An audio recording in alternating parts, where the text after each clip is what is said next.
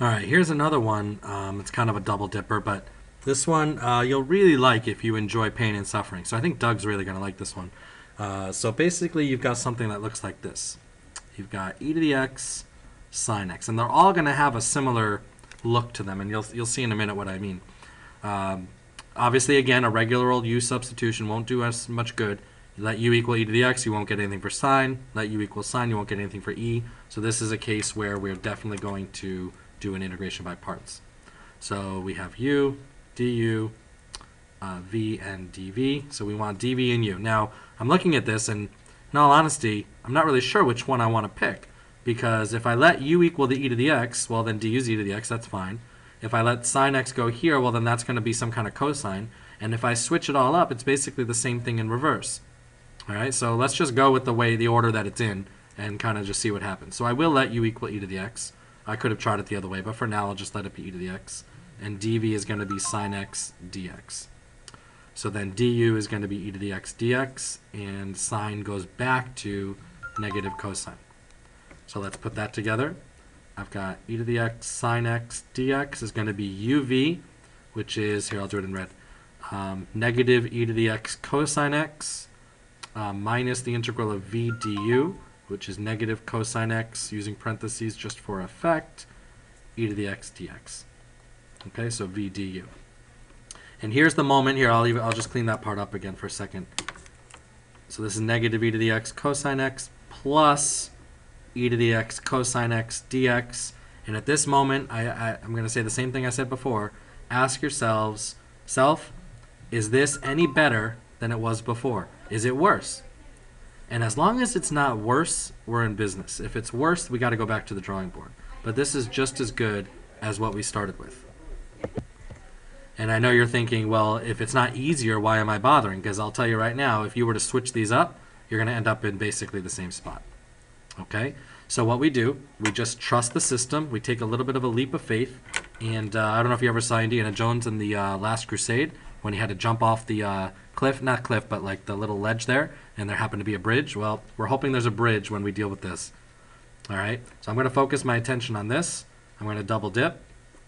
I'm going to let u equal e to the x. Du then is e to the x dx. My dv is cosine x dx, which means my v has to be sine x. So I'm going to copy this down. I'll keep my red intact, negative e to the x cosine x, plus, and here's where I will change it over to black. I'm going to basically handle this integral using integration by parts with the black here. So uv is e to the x sine x minus the integral of v du, which is e to the x sine x dx. And then you realize, wait a second, I didn't make that any better again, right? This is the same basic boat we were in before, where we have an e and a trig, right? E to the x and trig, and it didn't get more difficult, but it didn't get any easier. So you're probably saying, all right, I guess we got to go again and just hope it works out. Not if you're looking really carefully at this page. If you look really carefully at this page, you should notice something. Wait for it. Wait for it. This is the integral e to the x sine x. What were we trying to solve for in the first place? The integral of e to the x sine x. So you're saying that the integral of e to the x sine x is equal to this thing minus the integral of e to the x sine x? So I basically have an integral e to the x sine x on both sides, where one's negative and one's positive. If this was, say, just, I don't know, capital X or something, and this was capital X, and I have a minus capital X here and a positive capital X here, how many capital X's do I have on this side? If I bring this over, I'm going to have two of them. So I have a thing here minus a thing here. I add the thing to both sides, and sure enough, I end up with two of those things on this side and none of them on this side. I'm basically doing this old-fashioned algebra 1. I don't know, pre-algebra, where is that? I don't know where you learned that for the first time. That doesn't look right. Let me clean that up. E to the x sine x. So I have a minus the thing. I add that thing to both sides. That gives me two of those things on this side. And what I'm left with is what I had before. Negative e to the x cosine x plus e to the x sine x. But I want to solve for this, and I have two of them. Well, just like in pre-algebra or algebra 1, you would divide both sides by that coefficient. And sure enough, there is your integral. As long as you add the plus c, you've got it.